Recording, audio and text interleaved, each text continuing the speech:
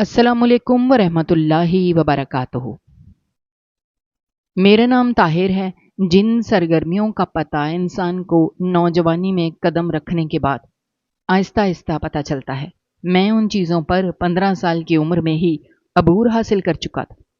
क्योंकि बचपन से ही फिल्में देखने का शौक होने की वजह से दुनिया की ऐसी कोई मूवी न थी जो मैंने नहीं देखी थी। बल्कि यूं समझ लें कि मैं बहुत ही रंगीन मिजाज का लड़का बन चुका था, जिसके सर पर हर वक्त अपनी ख्वाहिशात की तकमील का भूत सवार रहता था। मगर मेरे बरक्स मेरे अब्बा नहायत मजहबी और सख्त मिजाज इंसान थे। वो सुबह सवेरे जूता पकड़कर मेरे बिस्तर के पास खड़े हो जाते और जोर देकर कहते, चल ताहिर बेटा, मस्जिद जाकर नमाज पढ़। मगर मुझे उनकी ये सख्ती एक आंख नहीं भाती थी। मेरा दिल चाहता था कि मुझे कोई भी रोकने टोकने वाला ना हो। मैं जो चाहूं अपनी जिंदगी में करूं और कोई मुझसे सवाल तक ना करे कि मैं ऐसा क्यों कर रहा हूं। क्योंकि जिंदगी तो एक बार ही मिलती है और मैं उसे अपनी मर्जी और अपनी ख्वाहिश के मुताबिक फुल इंजॉय करके चलना चाहता था।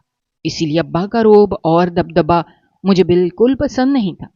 वो मुझे जबरदस्ती स्कूल भेजते, लेकिन मैं स्कूल जाने के बजाय अपने दोस्तों के साथ सिनेमा या घूमने फिरने निकल जाता। हमारा 6 लड़कों का ग्रुप था। जहां भी जाते सीटियां बजाते, सड़कों पर शोर शराबा और हंगामा करते। खास तौर पर लड़कियों को देखकर तो हमारे जज्बात बेकाबू हो जाते थे। हम उन्हें खूब तंग करते और वो बेचारी हमें देखकर भाग जाया करती थी।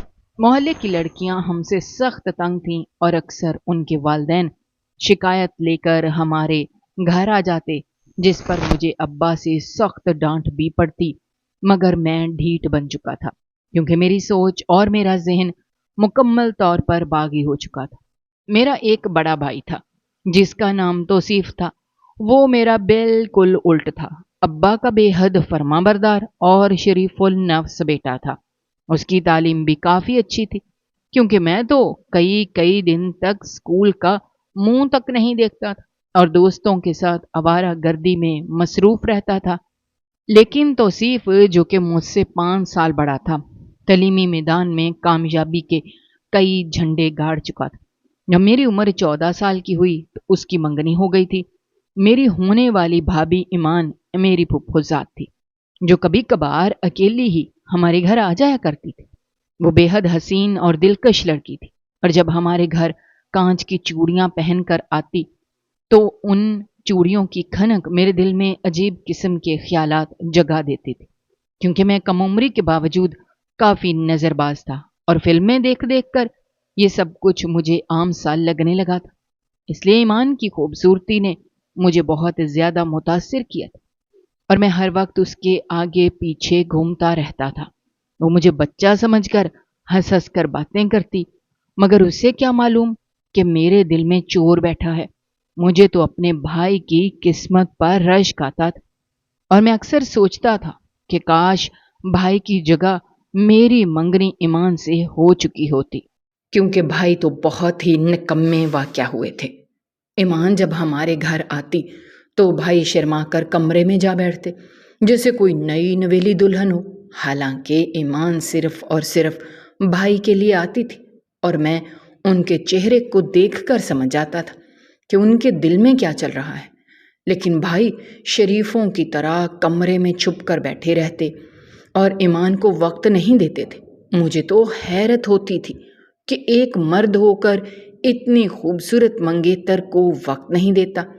अगर ईमान मेरी मंगेतर होती तो मैं रोज उसे घुमाने ले जाता, सैर सपाटे करवाता और उसके साथ साहिल समुंदर पर टहलता और उसे गोल गप्पे खिलाता। मगर भाई तो किसी काम के नहीं थे और मुझे लगता था कि ईमान की किस्मत फूटने वाली है। मेरे दिल में अक्सर ये ख्याल आता था कि काश मैं भाई से बड़ा होता और मेरी मंगनी ईमान से हो जाती। लेकिन हकीकत ये थी कि उस वक्त मेरी उम्र सिर्फ 15 साल थी। भाई और ईमान की मंगनी 1 साल तक रही। उसके बाद उनकी शादी की तैयारियां शुरू होने लगी थीं। मैं तो उन दोनों को देख देख कर ठंडी आहें भरता था, जबकि मेरी निस्बत मेरे भाई का चेहरा بالکل بے تاثر ہوتا تھا، جیسے انہیں اس شادی سے کوئی خاص لگاؤ نہیں تھا، یا شاید وہ دل میں تو ضرور ایمان کو دیکھ کر مچلتے ہوں گے، مگر اپنے جذبات پر کنٹرول رکھنا ان کے بائیں ہاتھ کا کھیل تھا۔ وہ اس چیز میں بہت ماہر تھے کہ کسی کے سامنے اپنے دل کا حال کیسے چھپانا ہے۔ کبھی کبھی تو مجھے پتھر دل کے لگتے تھے، کیونکہ ان کی شادی کے دن قریب آ رہے تھے، مگر پھر بھی ان کے چہرے پر کوئی ایکسائٹمنٹ نہیں تھی، اور میں اندر باہر سے بے چین تھا۔ میری عمر 15 سال ہو چکی تھی۔ میں نے ان 15 سالوں میں کوئی فلم نہیں چھوڑی تھی، بلکہ ہر وقت فلمی مناظر کی سوچوں میں ڈوبا رہتا تھا، اپنے دوستوں کے ساتھ بیٹھ کر دیکھتا تھا۔ اب تو مجھے ان فلموں میں بھی کوئی اٹریکشن محسوس نہیں ہوتی تھی، کیونکہ میں اس قدر ان کا عادی ہو چکا تھا۔ دیکھ دیکھ کر میرے اندر وہ والے جذبات پیدا نہیں ہوتے تھے جو کہ پہلے پہلے دیکھ کر ہوا کرتے تھے۔ میرے مزاج میں چڑچڑا پن سا آنے لگا تھا۔ اب میں کچھ نیا کرنا چاہتا تھا، کچھ حقیقی، کیونکہ یہ سکرین کے پیچھے کے مناظر مجھے نہیں لبھاتے تھے۔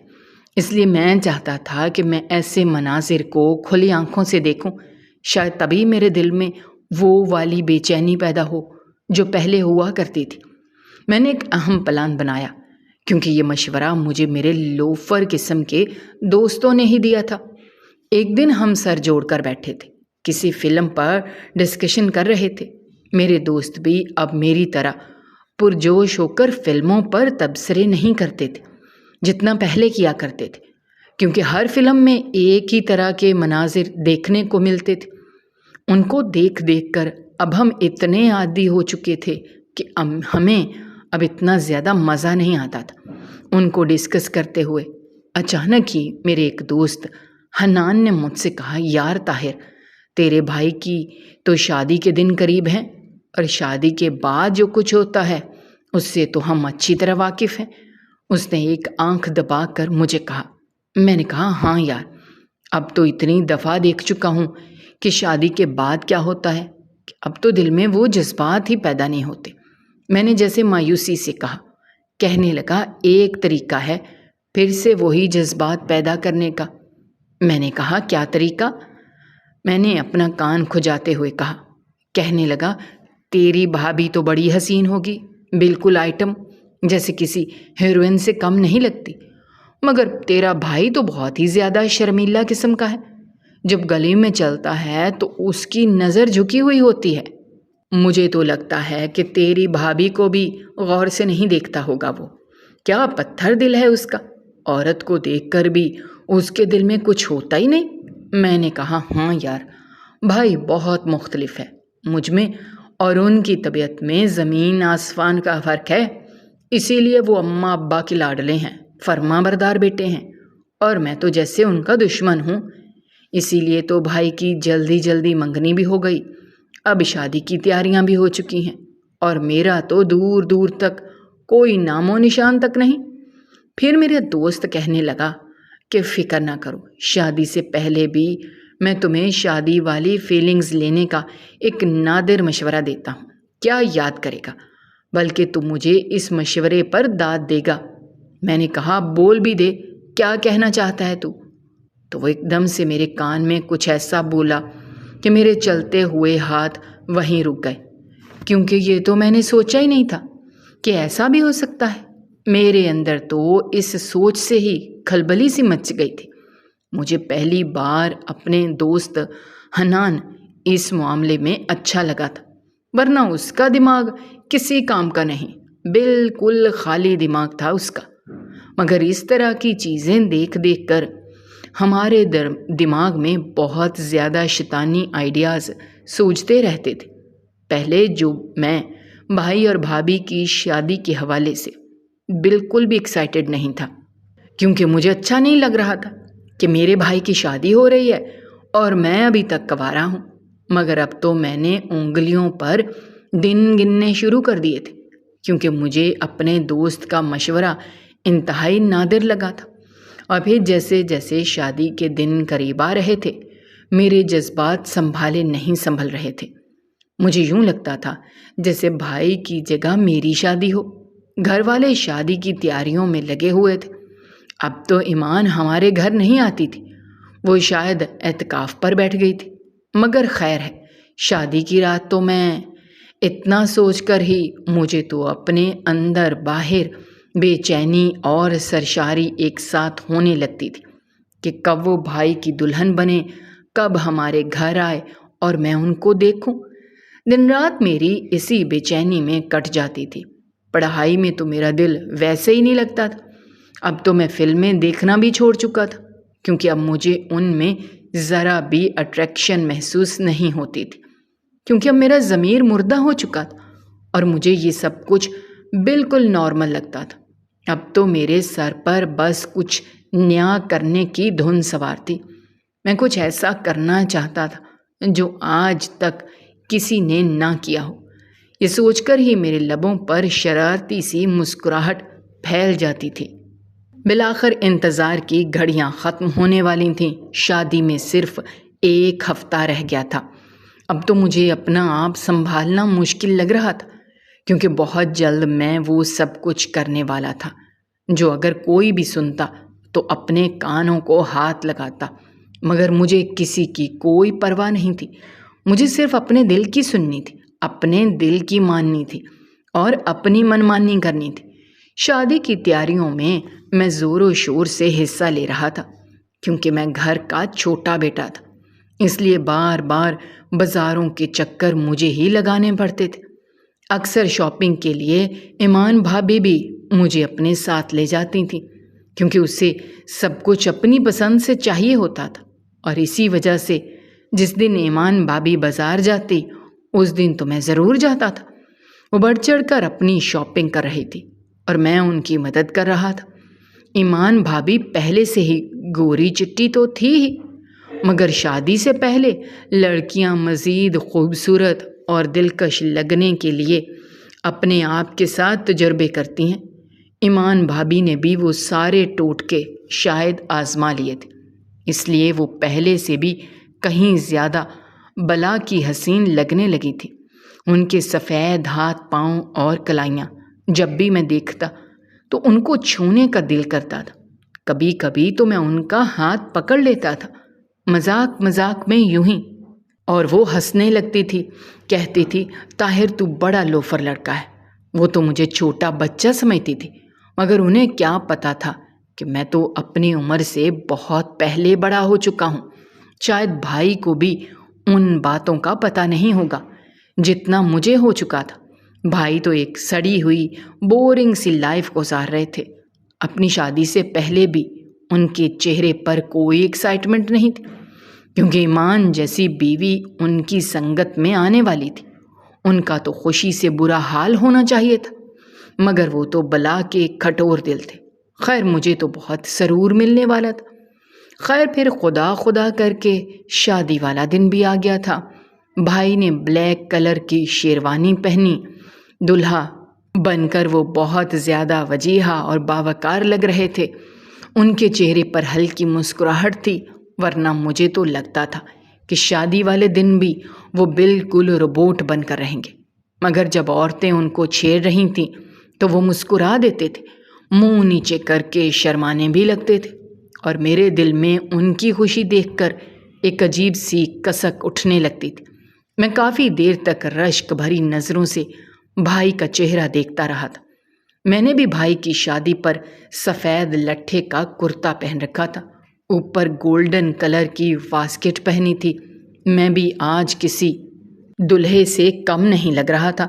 حسین تو میں بچپن سے ہی تھا، مگر میرے اندر پیدا ہونے والے فضول خیالات نے مجھے لوفر قسم کا لڑکا بنا دیا تھا۔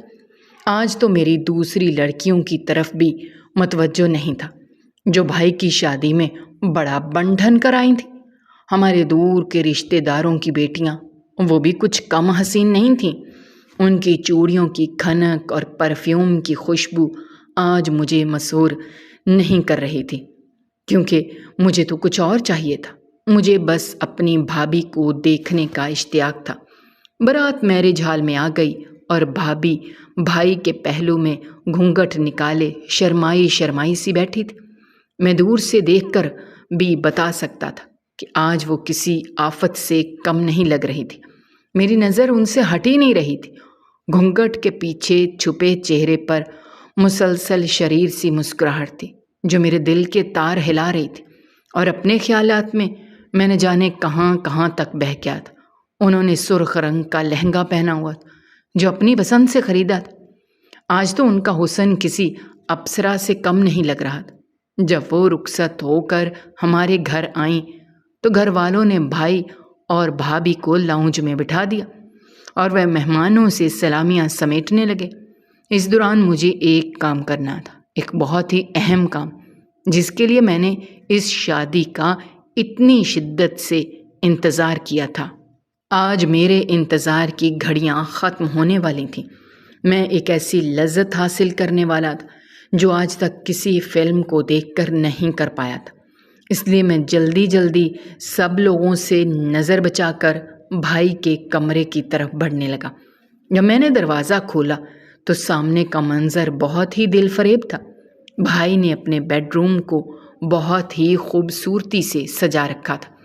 حالانکہ مجھے امید نہیں تھی کہ بھائی جیسا پتھر دل یہ سب کچھ کرنا بھی جانتا ہوگا، مگر بیڈ روم کی سجاوٹ دیکھ کر لگتا تھا کہ بھائی کے دل میں بھی ضرور بھابھی کی بہت خاص جگہ ہے، مگر آج تک وہ کسی کو بتاتے نہیں تھے، بس دل میں ہی رکھتے تھے۔ حتیٰ کہ ایمان بھابھی بھی شاید اس بارے میں بے خبر ہی تھی۔ مسحری کو گلاب اور موتیوں کے پھولوں سے سجایا گیا تھا۔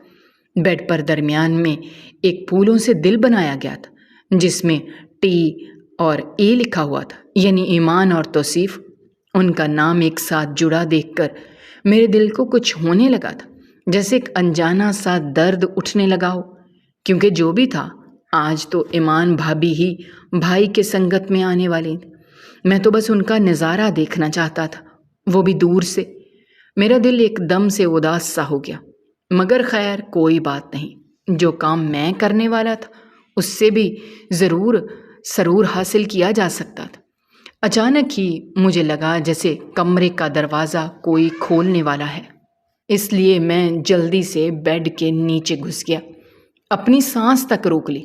کمرے میں کوئی داخل ہو چکا تھا۔ مجھے 2 پیر نیچے سے دکھائی دے رہے تھے۔ میرا دل بری طرح سے دھڑک رہا تھا، کیونکہ اس طرح کا کام میں نے زندگی میں پہلی بار کیا تھا۔ مانا کہ میں ایک بے باک آزاد خیال قسم کا لڑکا تھا، مگر یوں چوری چھپے کسی کو کبھی نہیں دیکھا تھا، نہ ہی کبھی کسی کی جاسوسی کی تھی۔ میرا پورا جسم پسینے سے شرابور ہو چکا تھا۔ وہ 2 قدم دلہن کے تھے جس نے اونچی ہیل پہنی ہوئی تھی۔ اس کے سفید پیروں میں مکید سرخ جوتی نے میرے دل کو جیسے جکڑ لیا تھا۔ بھابھی بے شک بے پناہ خوبصورت تھی، اور آج وہ اپنی خوبصورتی کا خراج میرے بھائی سے وصول کرنے والی تھی، اور میں ان کو ایسا کرتے ہوئے دیکھنے والا تھا۔ بھائی کی شادی سے کچھ دن پہلے میرا دوست مجھے بول رہا تھا کہ سنا ہے تیرے بھائی کی شادی ہونے والی ہے، اور جس سے ہونے والی ہے وہ بے پناہ خوبصورت ہے، بالکل چاند کے ٹکڑے کی طرح۔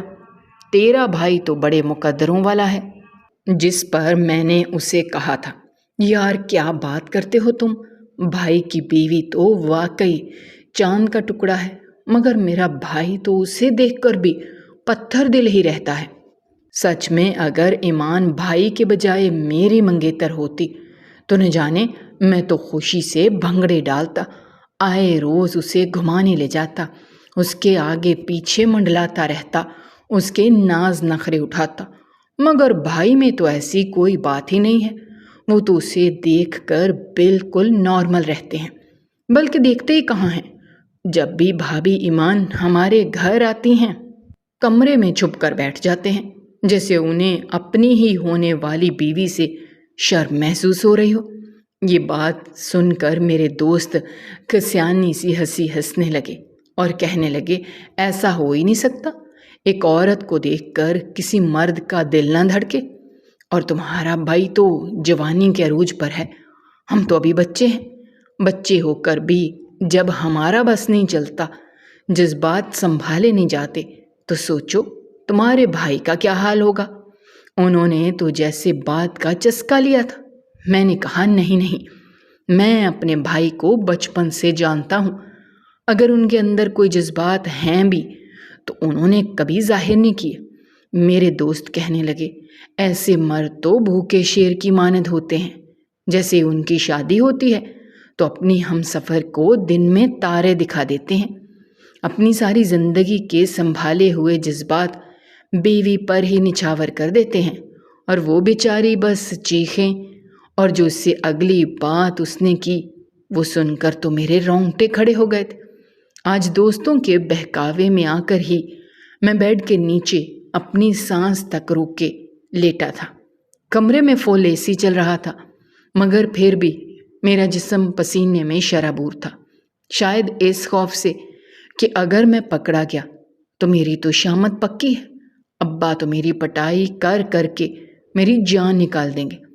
اس لیے میں سانس بھی حسب ضرورت ہی لے رہا تھا تاکہ کسی کو شک نہ پڑے کہ کوئی وہاں موجود ہے۔ بابی بیڈ پر آ کر براجمان ہو چکی تھی، شاید اب تک انہوں نے اپنا گھونگھٹ بھی ہٹا لیا تھا، کافی آرام سے بیٹھی بھائی کا انتظار کر رہی تھی۔ بار بار ان کی چوڑیوں کی کھنک میرے کانوں میں خوبصورت نغمے کی طرح بجتی اور میں محویت سے سننے لگا۔ اچانک ہی کمرے کا دروازہ کھلا، بھائی اندر داخل ہوتا ہوا محسوس ہوا۔ اس نے دروازہ لاک کر دیا اور میرا دل جیسے سوکھے پتے کی طرح لرز رہا تھا۔ ایک لمحے کے لیے مجھے لگا شاید میں نے اندر آ کر بہت بڑی غلطی کر دی ہے، مجھے ان دونوں کی پرسنل لائف میں ٹانگ نہیں اڑانی چاہیے تھی، کیونکہ یہ رات تو ہر شادی شدہ جوڑے کی اسپیشل رات ہوتی ہے۔ چند لمحے کے لیے تو میری ضمیر نے مجھے ملامت کیا، مگر اگلے ہی پل میں نے اپنی سوچ کو جھٹک دیا اور ہماتن گوش ہو کر ان کی دل فریب باتیں سننے لگا۔ مجھے تو یقین ہی نہیں آ رہا تھا کہ میرے گمسم شرمیلے سے بھائی اس رات بھابھی کو توبہ توبہ۔ وقت یوں ہی گزرتا رہا اور آج میری عمر 22 سال ہو گئی تھی، اور جس دن کے خواب شاید میں نے بچپن سے اپنی آنکھوں میں سجا رکھے تھے، بالآخر آج وہ دن بھی آ گیا۔ یعنی کہ آج میرے بھائی کا نہیں بلکہ میری شادی کا دن تھا، اور میں دلہا بن کر آئینے کے سامنے کھڑا تھا، اور اس پرمسرت موقع پر بھی میرا چہرہ بالکل سپاٹ تھا، یعنی بالکل جذبات سے عاری۔ حالانکہ اس دن کا خواب تو ہر عورت اور مرد اپنی آنکھوں میں سجاتا ہے، کیونکہ ہم مشرقی مرد اور عورتیں صرف شادی کے بعد ہی ایک دوسرے کو اپنی تسکین کا ذریعہ بنا سکتے ہیں۔ اس سے پہلے نہ ہمارا دین ہمیں اس بات کی اجازت دیتا ہے، نہ ہی ہمارا معاشرہ۔ آج میں جب آئینے کے سامنے کھڑا تھا تو مجھے اپنے دل میں ایک گہرا سا ملال تھا، ایسا ملال جو شاید کبھی ڈھلنے والا نہ تھا، کیونکہ میں نے اپنے اس دن کو شاید برباد کر کے رکھ دیا تھا خود اپنے ہاتھوں سے، اور میرے جذبات اب بالکل مردہ ہو چکے تھے، کیونکہ میں نے اپنی زندگی کا اکثر حصہ ان چیزوں کے پیچھے گوایا تھا جنہوں نے مجھ سے میری حقیقی تسکین چھین لی تھی، وہ حقیقی خوشی جو آج مجھے حاصل ہونے والی تھی، مگر میرا دل اسے محسوس ہی نہیں کر رہا تھا، کیونکہ یہ دل ان گناہوں کی سیاہی میں ڈوبا ہوا تھا جو میں نے ماضی میں سر انجام دیے تھے، کیونکہ میں نے اپنی شادی سے پہلے ہی غلط کاموں میں ملوث ہو کر غلط طریقے سے وقتی طور پر سکون حاصل کرنے کی کوشش کی تھی، مگر بجائے مجھے تسکین ملنے کی میرے اندر بے چینی اور چڑچڑاپن پیدا ہو گیا، وہ چڑچڑاپن جو حقیقی راستے سے ہٹ کر انسان کے ساتھ چمٹ جاتا ہے، بالکل کسی سائے کی طرح۔ گناہ بھی میرے ساتھ چمٹے ہوئے تھے، مجھے آج بھی وہ 7 سال پہلے اپنی بھائی اور بھابھی کی وہ رات یاد تھی جو میں نے چھپ کر کمرے میں گزاری تھی۔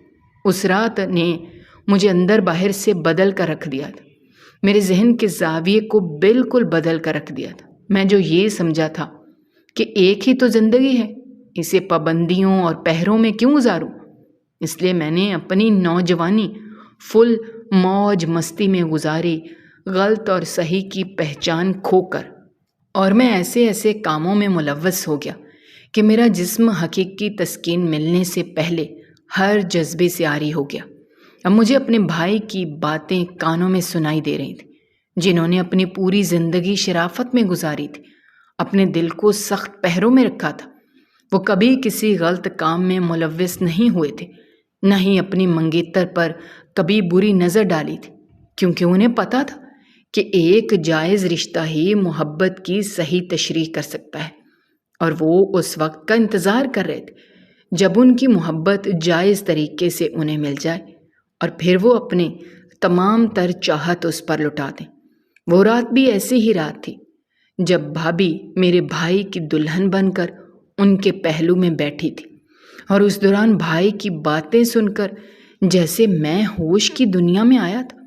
میری ابھی تک کی لذتوں بھری زندگی جس پر مجھے فخر تھا ایک دم سے مجھے بری لگنے لگی تھی، کیونکہ حقیقی محبت وہی ہوتی ہے جو 7 پردوں میں لپٹی ہوئی ہو، اور اس کا اظہار تب اچھا لگتا ہے جب اس محبت پر جائز رشتے کی مہر ثبت ہو جائے۔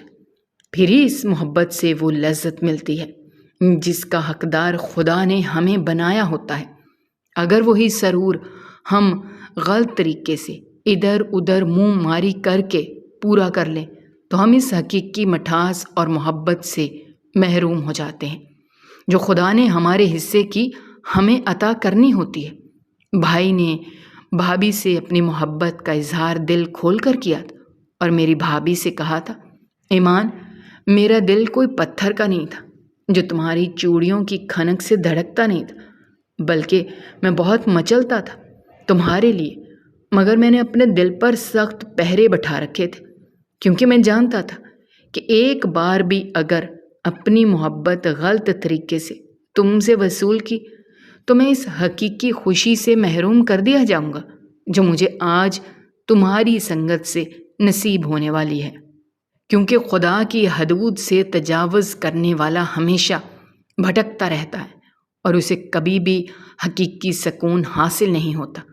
اللہ نے جن چیزوں کو انسان کی تسکین کا ذریعہ بنایا ہے، اگر وہ چیزیں ہم صحیح راستے پر چلتے ہوئے حاصل کریں تو حقیقی سکون صرف اس میں ہی پوشیدہ ہوتا ہے۔ جبکہ میں نیچے لیٹا اپنا منہ فرش پر رکھے اپنی ہی نظروں میں گرتا جا رہا تھا، میری آنکھوں سے آنسو رواں تھے۔ اس سے پہلے کہ میں ہچکیوں سے رونے لگتا، میں نے اپنے منہ پر ہاتھ رکھ دیا۔ میں وہاں سے بھاگ جانا چاہتا تھا، کیونکہ میں ان کے مقدس لمحات میں دخل انداز نہیں ہونا چاہتا تھا، مگر اب بہت دیر ہو چکی تھی۔ میں روتے روتے کب نیند کی وادیوں میں ڈوب گیا مجھے علم ہی نہ ہوا۔ صبح میری آنکھ کھلی تو کمرے کا دروازہ کھل چکا تھا۔ میری امی بھابھی کو ناشتہ بنانے کا کہہ رہی تھیں۔ بھابھی کے انگ انگ سے خوشی پھوٹ رہی تھی، جیسے ان کا بس نہ چلتا ہو۔ جب کمرہ خالی ہوا تو میں خالی دل کے ساتھ مرے مرے قدموں سے باہر نکل گیا۔ ابھی تک جو میں نے زندگی موج مستی کے نام پر گزاری تھی، میں اسے دفن کرنا چاہتا تھا، مگر میرے دل کی سیاہی شاید اتنی آسانی سے مٹنے والی نہ تھی، پر کوشش تو کر ہی سکتا تھا۔ پھر اسی کوشش کی بدولت آہستہ آہستہ اب میں کافی حد تک خود کو بدل چکا تھا۔ ہاں، کبھی کبھی مجھ میں اندر سے اپنی پرانی عادات کی کسک سی اٹھتی تھی، کیونکہ گندگی میں رہائش رکھنے والوں کو نفاست راس نہیں آتی۔ وہ بار بار اپنے پرانے گھر کی طرف کھینچے چلے جاتے ہیں۔ آج میں دلہا کے روپ میں آئینے کے سامنے کھڑا تھا۔ میری ہونے والی دلہن ملیحہ میری دور پرے کی کزن تھی۔ میں نے امی سے کہا تھا کہ آپ جہاں پر بھی میری شادی کرتے ہیں مجھے کوئی اعتراض نہیں ہوگا۔ آج چونکہ میں اپنے بھائی جتنا شفاف تو نہ تھا، اس تعلق سے صحیح خوشی محسوس کر سکتا، مگر پھر بھی میں نارمل تھا۔ میرے اندر کی بے چینی اور چڑچڑاپن بہت حد تک کم ہو چکا تھا، اور آج میں اپنی پوری کوشش کرنے والا تھا اپنے جائز رشتے کو محبت سے نبھانے کی۔